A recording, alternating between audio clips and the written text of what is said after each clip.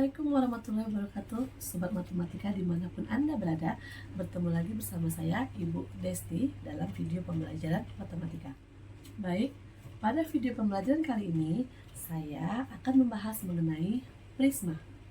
Sobat matematika, setelah menonton video ini diharapkan nantinya Sobat mampu mengetahui definisi prisma, kemudian mengetahui jaring-jaring prisma, dan Sobat juga mampu untuk menentukan luas permukaan serta volume prisma. Bagaimana? Sudah tidak sabar? Baiklah, mari kita bahas satu persatu. Apa itu prisma?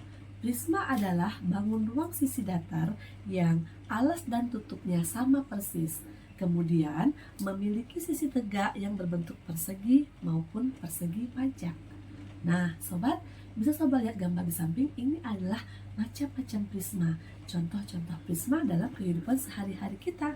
Ada kardus Indomie, ada kardus makanan, kemudian ada kardus coklat.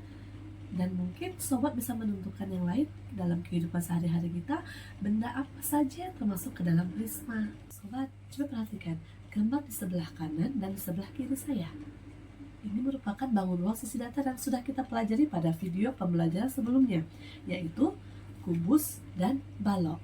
Nah, sekarang mungkin sobat berpikir, kenapa kubus dan balok itu termasuk ke dalam prisma?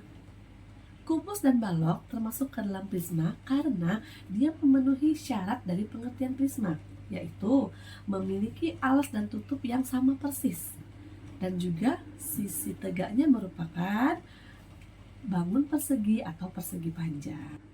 Nah, sobat, ini adalah contoh-contoh lain dari prisma. Ada prisma segitiga, prisma segi 5, prisma segi 6, dan prisma segi 8. Nah, sobat, untuk penamaan prisma sendiri itu tergantung bentuk alasnya. Bentuk alasnya itu segi berapa? Kalau bentuk alas segitiga, bisa kita berikan dia nama sebagai prisma segitiga dan selanjutnya. Nah, sobat, coba perhatikan gambar di samping. Apakah ini termasuk prisma? Gambar di samping merupakan gambar contoh dari kaleng roti. Sekarang coba sobat perhatikan, apakah dia termasuk ke dalam prisma? Baik, kita identifikasi syarat-syarat pengertian dari prisma. Yang pertama, apakah dia merupakan bangun datar? Tentu bukan. Yang kedua, apakah alas dan tutupnya sama persis? Ya, sama. Alas dan tutupnya berbentuk lingkaran. Kemudian terakhir, apakah sisi tegaknya berbentuk persegi atau persegi panjang? Ternyata tidak. Jadi, walaupun kaleng roti di samping ini alas dan tutupnya sama, dia bukan merupakan prisma karena sisi tegaknya itu berbentuk lengkung. Jadi, dia termasuk ke dalam bangun ruang sisi lengkung. Ini merupakan gambar prisma segitiga. Nah, kenapa dinamakan prisma segitiga? Sobat bisa lihat, alasnya berbentuk segitiga. Nah, jadi sobat, jarak antara alas dan tutup prisma itu dinamakan sebagai tinggi prisma. Sedangkan yang bawah kita sebut sebagai alas dan atasnya kita sebut sebagai tutup. Prisma segitiga ini apabila dibuka akan membentuk seperti di samping. Nah, inilah yang dinamakan dengan jaring-jaring prisma. Jadi, kalau sobat punya kotak coklat yang berbentuk prisma, apabila sobat buka kotaknya, dia akan membentuk seperti gambar di samping. Inilah yang dinamakan dengan jaring-jaring prisma. Unsur-unsur pada prisma. Nah, sekarang kita akan mengidentifikasi unsur-unsur pada prisma segitiga. Seperti yang kita ketahui, prisma segitiga memiliki alas yang berbentuk segitiga. Sehingga prisma segitiga memiliki 5 buah sisi, yaitu alas, tutup, kemudian prisma segitiga memiliki 3 buah sisi tegaknya. Prisma segitiga juga memiliki 9 rusuk.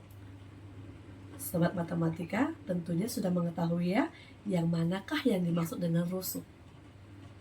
Prisma segitiga memiliki 6 buah titik sudut dan juga prisma segitiga memiliki 3 buah sisi tegak. Nah, bagaimana untuk prisma segi yang lain? Untuk menentukan berapa banyak sisi, titik sudut, rusuk, dan sisi tegaknya, sobat matematika bisa menggunakan rumus di samping dengan mengganti N sebagai prisma segi berapa. Kalau misalkan prismanya adalah prisma segi 5, maka N di samping kita ganti dengan angka 5. dan begitu seterusnya. Luas permukaan prisma adalah luas keseluruhan yang menutupi permukaan prisma. Terdiri dari luas alas, kemudian ditambah luas tutup, dan ditambah luas seluruh sisi tegak prisma tersebut.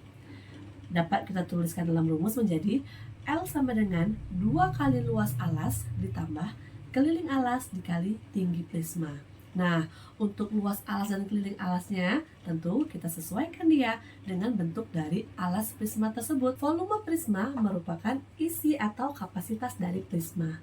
Untuk semua jenis prisma, mencari volumenya menggunakan cara yang sama, yaitu tinggal kita kalikan luas alas dikali tinggi. Nah, kembali lagi, untuk mencari luas alas itu tergantung dari bentuk alas prisma tersebut.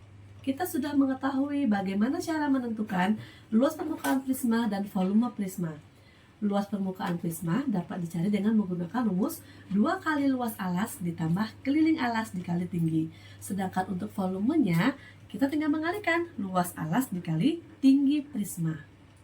Berbekal rumus yang sudah kita bahas, di sini Bu Desti akan memberikan sebuah permasalahan.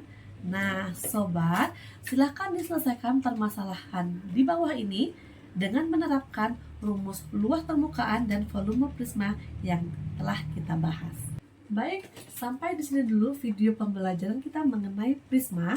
Saya harap sobat matematika semua dapat menerapkan dan menggunakannya dalam kehidupan sehari-hari.